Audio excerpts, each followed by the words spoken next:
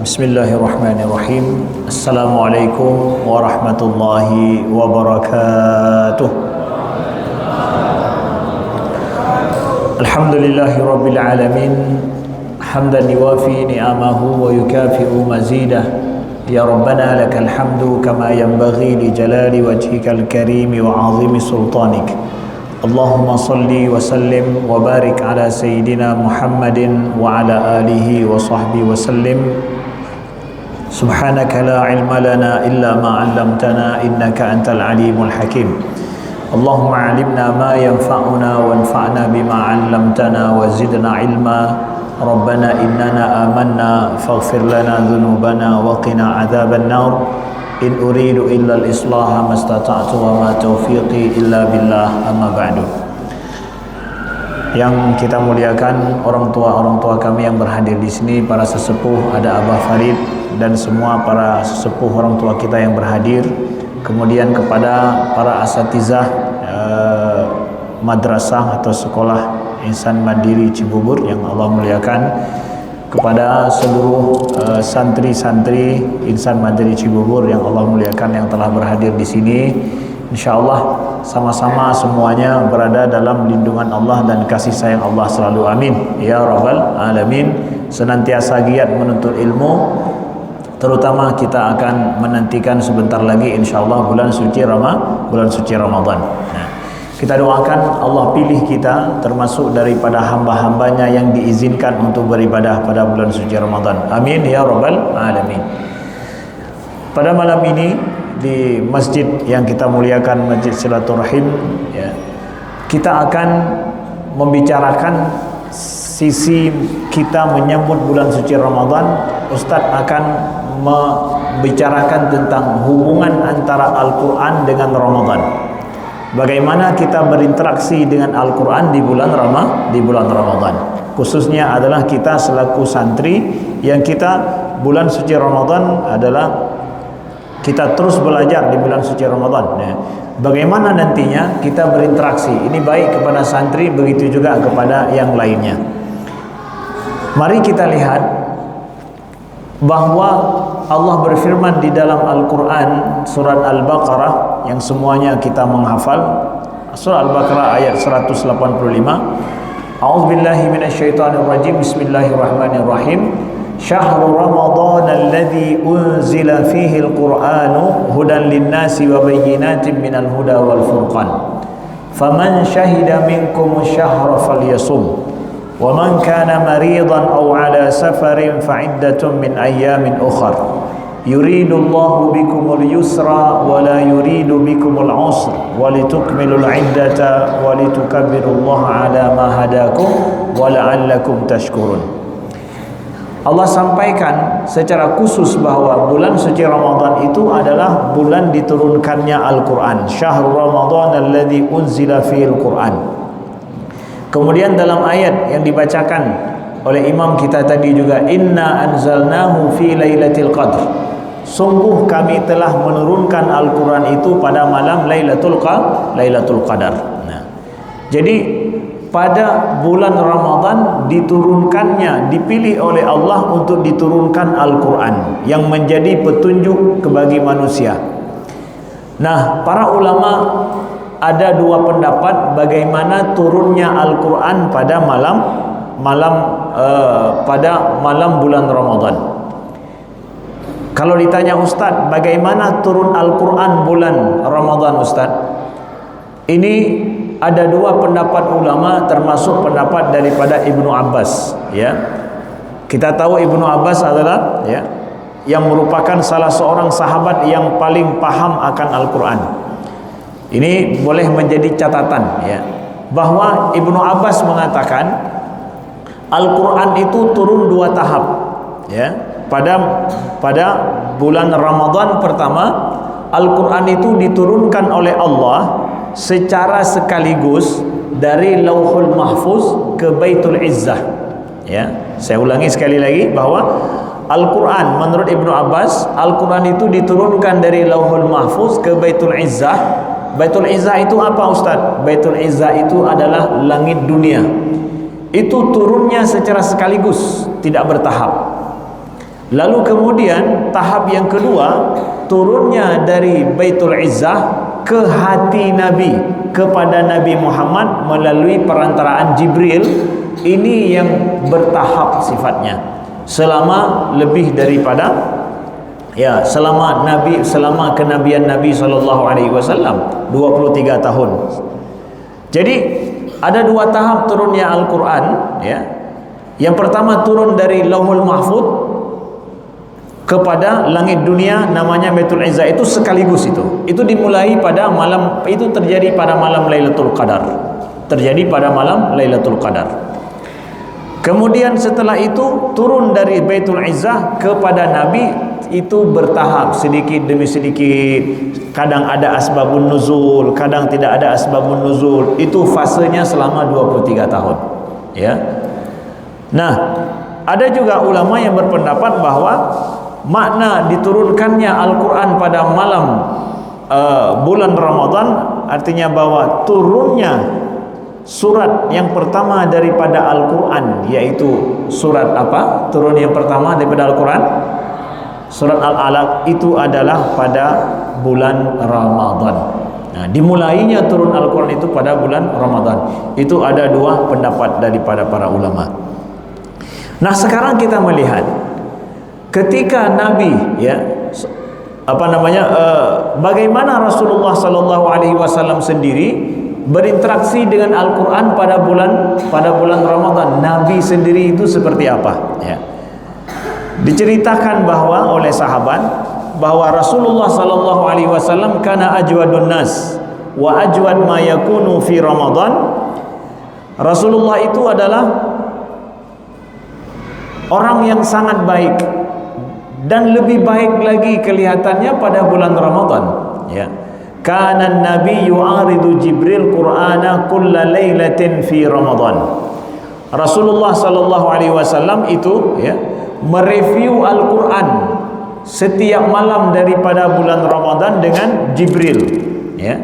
Jadi Jibril bulan Ramadan itu turun khusus mereview Al-Quran yang telah diwahyukan kepada Nabi Muhammad sampai saat itu, ya. Jadi mengulang Al-Quran, mengulang kaji Al-Quran dengan Jibril. Jadi Nabi mengulang kaji Al-Quran dengan Jibril bulan Ramadan. Sehingga para ulama menyebutkan bahwa disunnahkan dan disukai kita bulan Ramadan itu belajar Al-Quran dengan yang lebih pintar dari kita. Kalau selama ini mungkin hanya baca sendiri-sendiri, bulan Al-Quran, bulan Ramadan belajar dengan orang yang lebih pintar dari kita. Seperti Nabi belajar Al-Quran dengan Jibril. Itu setiap malam bulan Ramadan itu Nabi mereview Al-Quran dengan Jibril. Tapi di tahun terakhir sebelum wafat Nabi SAW, ya, sebagaimana riwayat daripada Aisyah radhiyallahu anha, beliau bercerita di tahun ataupun Ramadan terakhir hidup Nabi itu Jibril mereview Al-Quran dengan Nabi 2 kali. Biasanya setiap tahun sekali, tapi ini 2 kali direview oleh Jibril. Dan Nabi sampaikan, ya, kepada Fatimah radhiyallahu anha, ya. Nabi sampaikan, membisikkan kepada Fatimah radhiyallahu anha bahwa Nabi menceritakan bahwa Jibril itu datang setiap tahun untuk membacakan Al-Quran kepada aku. Tapi tahun ini Jibril datang membacakan Al-Quran 2 kali kepada aku pada bulan Ramadan. Dan itu aku melihat, kata Nabi, tidak ada tanda kecuali liqurbi ajali. Itu adalah mungkin ajalku sudah dekat, kata Nabi. Itu dibisikkan kepada ananda beliau Fatimah radhiyallahu anha, ya. Setelah Fatimah mendengarkan bahwa Nabi mengatakan mungkin ajalku sudah dekat, kata Nabi, Fatimah menangis, ya. Sayyidah Aisyah istri Nabi melihat Nabi membisikkan kepada Fatimah, menangis. Lalu kemudian Nabi bisikkan sekali lagi kepada Fatimah setelah dia menangis. Fatimah pun tertawa, senang, tersenyum dan senang. Sayyidah Aisyah melihat dari jauh, pertama menangis, kemudian tertawa. Ada apa? Setelah Nabi tidak ada, artinya bahwa Nabi tidak lagi bersama mereka, Sayyidah Aisyah bertanya kepada Fatimah, kenapa engkau menangis di awal dan kenapa engkau tertawa kemudian? Kata Fatimah, lam akun li ufshi sirra Rasulullah sallallahu alaihi wasallam, ya. Aku tidak mungkin untuk membeberkan atau menyatakan yang dirahasiakan oleh Rasulullah, enggak bisa. Jadi Sayyidah Aisyah ditanya, beliau tidak mendapatkan jawaban daripada Fatimah karena apa? Itu bisikan Nabi kepada aku, berarti itu rahasia, tidak boleh. Maka adik-adik, kalau ada teman-teman kalian membisikkan sesuatu kepada kalian, itu tandanya rahasia, secara amanah akhlak enggak boleh sama sekali kasih tahu sama orang, walaupun dia enggak bilang, jangan bilang-bilang sama orang ya. Kalau sudah bisik, itu tandanya rahasia. Nggak perlu harus dibilang bahwa jangan bilang-bilang sama orang ya. Jadi kalian harus amanah. Kalau temanmu membisikkan sesuatu kepada kalian, itu tandanya hanya kalian yang dengar, yang lain tidak boleh dengar. Nggak boleh cerita sama orang lain. Setelah Nabi wafat, lalu kemudian Fatimah baru cerita kepada Sayyidah Aisyah radhiyallahu anha. Apa cerita beliau? Bahwa ketika Nabi membisikkan itu, yang pertama Nabi mengatakan bahwa ajalnya sudah dekat, maka aku menangis, kata Fatimah. Sedangkan yang kedua kali kemudian aku tersenyum. Kenapa? Karena Nabi mengatakan bahwa keluargaku yang pertama sekali akan menyusulku adalah engkau, wahai Fatimah. Artinya apa? Yang akan paling cepat meninggal setelah aku meninggal, engkau, wahai Fatimah, kata Nabi sallallahu alaihi wasallam. Dan aku senang, Fatimah senang dikasih tahu kalau beliau akan cepat meninggal dan menyusul Nabi SAW. Kalian kira-kira senang nggak kalau ayah kalian meninggal, lalu ayah bilang bahwa ini yang paling cepat nyusul ayah meninggal kamu nanti? Senang nggak kalian? Hah? Ya, Fatimah radhiyallahu anha senang, ya. Dan ternyata benar, 6 bulan setelah Nabi wafat, Fatimah pun diwafatkan oleh Allah oleh Allah Subhanahu wa taala. Ya, wafat Fatimah setelah itu. Apa yang ingin kita ceritakan bahwa ketika bulan Ramadan, Nabi saja itu khusus duduk dengan Jibril untuk mereview Al-Qur'an. Sekarang apa kabar dengan kita? Bulan suci Ramadan, tidakkah kita mengkhususkan waktu kita nanti demi untuk duduk mentadaburi dan membaca Al-Quran? Kita lihat bahwa ini kisah lagi bagaimana kisah interaksi Nabi sallallahu alaihi wasallam dengan Al-Quran, ya. Ini kisah daripada seorang sahabat bernama Huzaifah bin Yaman, ya. Huzaifah bercerita bahwa Nabi solat di malam bulan Ramadan, ya, itu beliau solat qiyamul lail, ya, membaca pertama Nabi memulai dengan surat Al-Baqarah, lalu kemudian Nabi membaca surat An-Nisa, kemudian Nabi membaca surat Ali Imran, ya. Dan kata Huzaifah, jangan tanyakan bagaimana indahnya solat Nabi dan bacaan Al-Qur'annya. Sungguh sangat indah. Huzaifah ikut di belakang Nabi solat, ya. Dan ketika kalau ada ayat-ayat yang menceritakan tentang ketakutan, tentang azab neraka, Nabi berta'awuz, minta ampun sama Allah, ya. Ketika ada ayat-ayat yang menyuruh untuk bertasbih, Nabi pun bertasbih setelah membaca ayat itu. Nah, ini lihat bagaimana Nabi membaca ayat Al-Quran. Ketika ayat-ayat yang di situ ada disuruh untuk bertasbih, wasabbih bihamdi rabbik, Nabi bertasbih dan memuji Allah. Nah, ini bentuk daripada baca Al-Quran plus tadabbur bersama dengannya. Kemudian kalau ada ayat-ayat tentang azab, Nabi berlindung kepada Allah supaya dilepaskan daripada azab, jangan sampai kena azab. Nabi paham tentang apa yang beliau baca. Kalau ayat yang sedih, ya, kita bersedih dalam membacanya, ya. Itu tandanya orang memahami, mentadabburi ketika membaca. Lalu kata Huzaifah, kalau Nabi kemudian rukuk beliau itu lama, hampir mirip seperti berdirinya beliau. Kalau beliau sujud, sujudnya itu hampir sama dengan rukuk beliau. Duduk antara dua sujud juga hampir sama seperti sujud beliau. Bayangkan indah dan lamanya beliau salat. Dan kemudian adik-adik yang dimuliakan Allah, Nabi salat, setelah 2 rakaat Nabi salat, Bilal pun azan. Setelah 2 rakaat Nabi salat, Bilal pun azan. Apa artinya itu?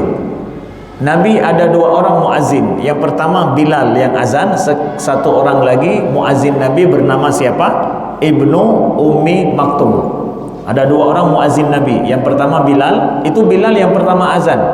Satu orang lagi bernama Ibnu Ummi Maktum. Kalau Ibnu Ummi Maktum azan, itu tandanya azan sholat subuh. Kalau Bilal yang azan, itu tandanya bahwa itu persiapan untuk sholat subuh. Jadi 2 rakaat sholat Nabi bulan Ramadan itu indahnya seperti itu. Lama bacaan Al-Qurannya, sujudnya lama, rukuknya lama, mirip dengan berdiri. Bayangkan itu, hanya ada waktu 2 rakaat saja, ya. Kemudian dekat dan setelah itu Bilal pun mengumandangkan azan. Bulan Ramadan, dari sini kata para ulama, bulan Ramadan itu adalah bulan untuk Al-Quran dan Qiyam. Kalau malamnya kita membaca Al-Quran sebanyak-banyaknya dan sholat sepanjang-panjangnya. Jadi kalau ada yang mempermasalahkan, Ustaz, sebenarnya ini bulan suci Ramadan itu nanti kita berapa rakaat sih sholat? Tinggalkan dulu masalah berapa rakaat mau sholat. Yang paling baik kita sholat itu adalah yang paling lama kita dalam sholat. Rencananya lama berdiri atau perbanyak rukuk dan sujud, sesuai dengan kemampuan kita. Banyak panjang berdiri berarti panjang baca ayat. Banyak rukuk dan sujud berarti ya perbanyak rakaat. Yang paling baik, yang paling lama kita dalam sholat. Makanya kata Nabi SAW, Al-Quran, As-Siyam wal Quran yashfa'ani lil abdi yawmal qiyamah. Bahwa Al-Quran dan Qiyamul Lail bulan Ramadan itu dua-duanya memberi syafaat bagi seorang hamba hari kiamat. Al-Quran dan Siyam, puasa dan Al-Quran memberi syafaat kepada hamba hari kiamat.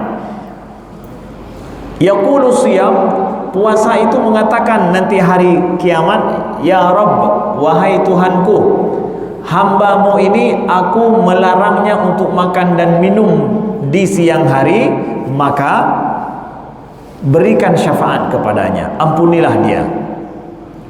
Begitu juga Al-Quran akan mengatakan kepada hamba, kepada Allah nanti, bahwa ya Allah, hambamu ini, dia akan bersaksi nanti Al-Quran nih, hambamu ini, ya, aku telah menjadikan malamnya itu tidak tidur gara-garaku, ya Allah. Malam Ramadan dia tidak tidur gara-garaku.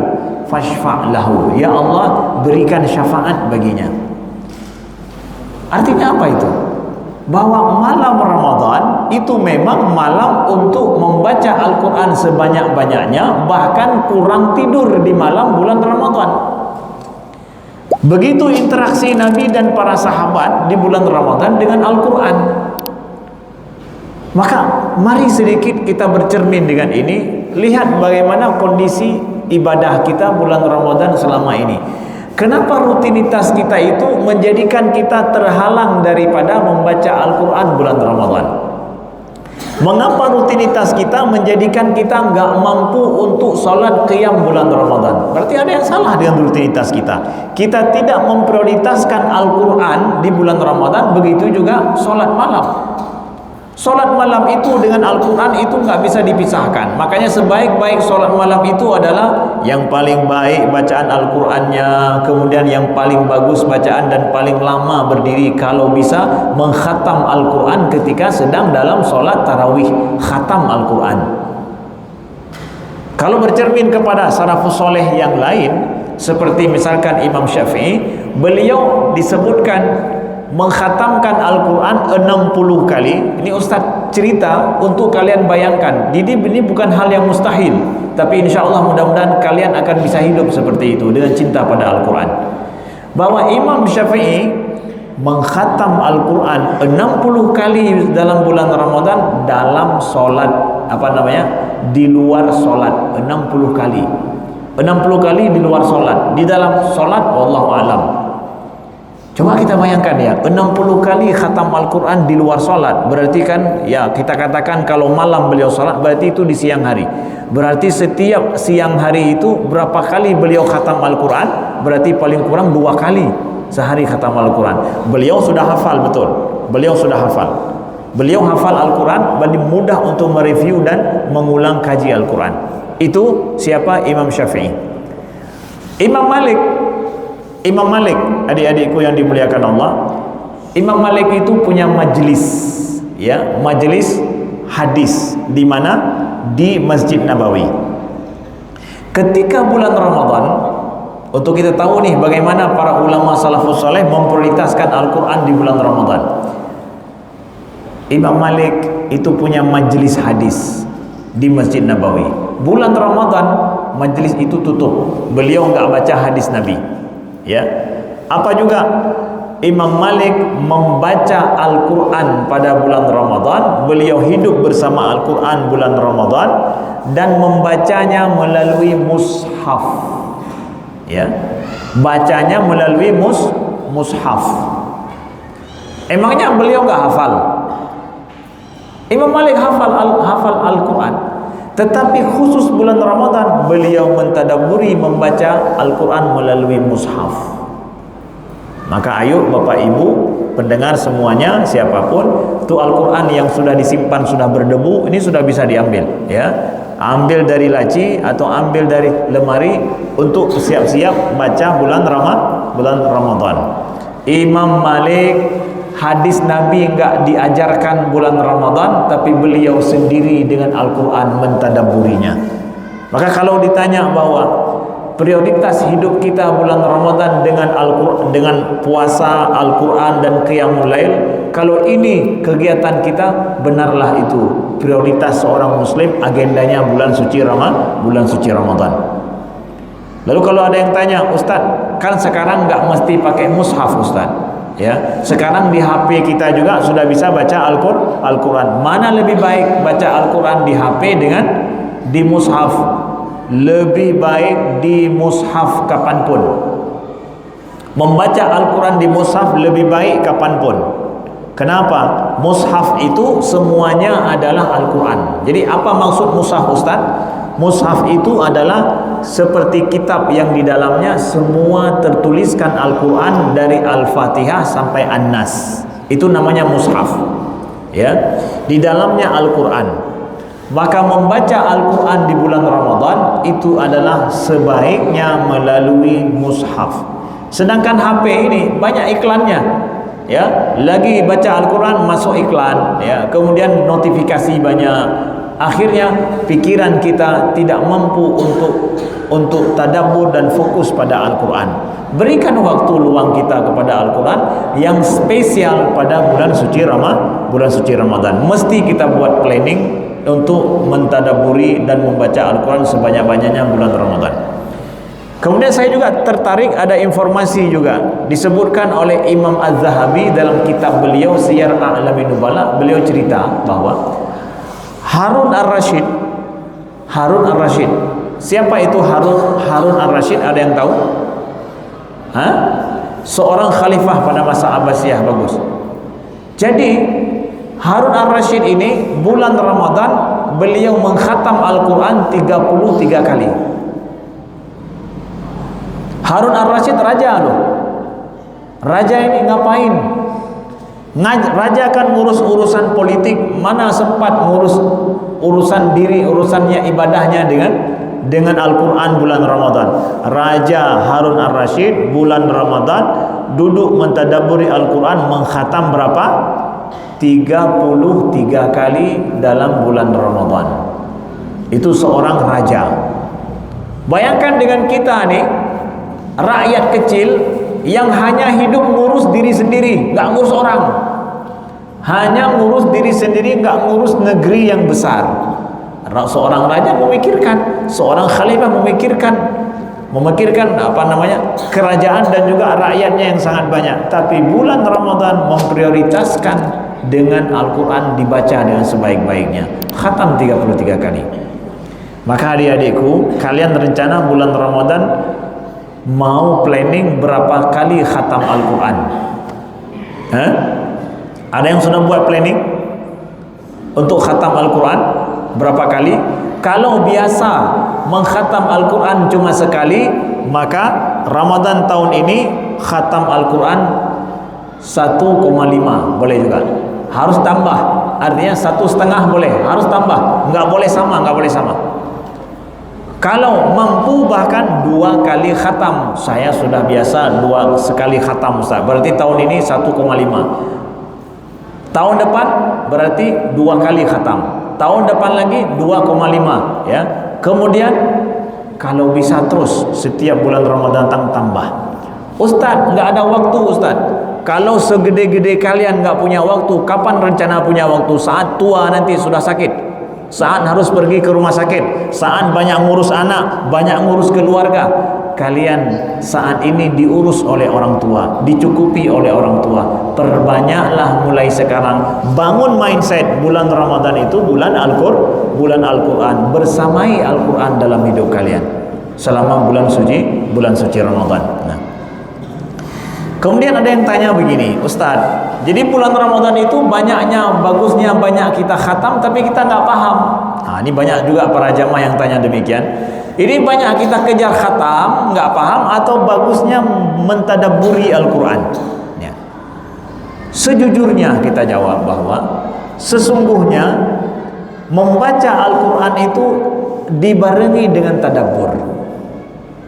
Cuma karena kita nggak paham bahasa Arabnya, jadi ketika kita baca Al-Quran itu dari ayat ke ayat, nggak sedikit pun terbayang apaan ayat ini. Yang terbayang cuma panjang pendek, mat ini, mat itu ya. Matnya saja, ini hukum bacaannya, hurufnya bertemu, tanwin jumpa ini, gimana cara bacanya. Hanya itu yang terbayang sama kita. Kenapa itu yang terbayang sama kita, hukum tajwid? Karena itu yang kita belajar. Jadi ketika kita sudah membaca Al-Quran, tajwidnya itu nggak perlu cerita lagi lah. Saya sudah belajar tajwid, sudah mantap. Sehingga ketika kita baca, tajwidnya itu nggak perlu mikir lagi, sudah langsung include dalam bacaan kita. Kenapa? Sudah pernah kita belajar. Oke? Sekarang ada orang dia nggak pernah belajar tadabbur Al-Quran. Ketika dia baca satu ayat, nggak sedikit pun dia paham. Persis sama orang yang nggak belajar ilmu tajwid. Kalau dia nggak belajar ilmu tajwid, ketika dia baca satu ayat nggak terbayang sedikit pun hukum. Kenapa? Nggak pernah belajar. Oke? Begitu juga dengan tadabbur. Kalau kita nggak pernah belajar tadabbur, maka kita pun akan buta tentang tadabbur Al-Quran. Tapi kalau kita pernah belajar, ketika kita membaca Al-Quran itu akan teringat ayat ini bicara tentang apa. Ayat ini memberikan makna apa kepada kita, menegur kita kah, ya, memberikan kabar gembira kepada kita. Kita akan paham persis seperti paham ilmu tajwid. Ya, ketika kita baca satu ayat, udah tahu tajwidnya seperti apa, dengungnya seperti apa, panjangnya berapa harakat. Makna Al-Quran juga begitu. Kalau kita selama ini nggak pernah kita mentadabburi Al-Quran, maka kita tidak akan pernah tahu. Maka naik level dong sedikit ketika berinteraksi dengan Al-Quran.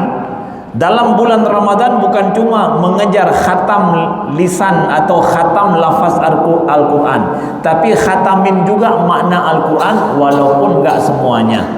Mungkin dalam satu surat atau dalam satu juz ada berapa yang kita tadabburi Al-Quran itu. Tadabbur terus, ya, tadabbur terus. Mulai dari paling kurang adalah tadabburnya baca terjemahan. Itu paling kurang karena nggak ada guru. Tapi sebenarnya tadabbur Al-Quran itu mesti kita pelajari seperti kita mempelajari membaca lafaz Al-Quran. Kita hari ini alhamdulillah belajar pertama belajar lafaz Al-Quran. Jadi bagaimana cara baca lafaz. Tapi kita tidak membaca makna Al-Quran. Makna Al-Quran kita tinggalkan. Maka maaf cakap adik-adik, Ustaz buat sebuah statement, ya, kalian boleh mengatakan benar atau tidak, ya. Dengarkan statement Ustaz ini. Kalian boleh bilang benar atau tidak bahwa kitab yang paling banyak dibaca di dunia ini dan tidak dipahami itu Al-Quran. Betul? Kitab di dunia, satu-satunya kitab di dunia ini paling banyak orang baca dan tidak dipahami itu Al-Quran. Kalian menganggap statement ini benar tidak? Benar. Logis tidak itu? Logis. Hai, tidur, jangan tidur kalian. Logis nggak? Ada satu buku paling banyak dibaca tapi tidak pernah dipahami atau tidak dipahami, paling banyak tidak dipahami. Logis itu.